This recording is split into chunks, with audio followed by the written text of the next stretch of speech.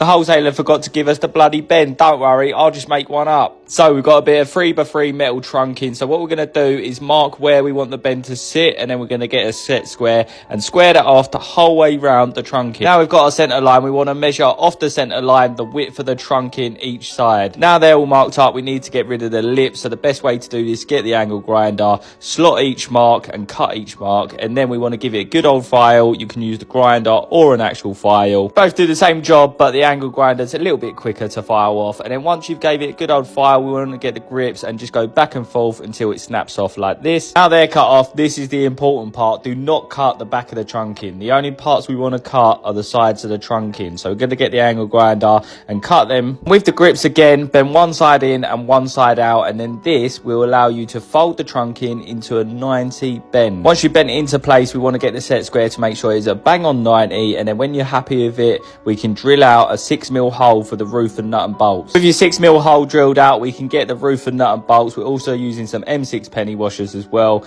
and then we can just tighten them through and bolt it all together, and that is job done. That is an internal 90 bend in metal trunking, all done and dusted, all in one piece. No need to cut it down either. Lovely.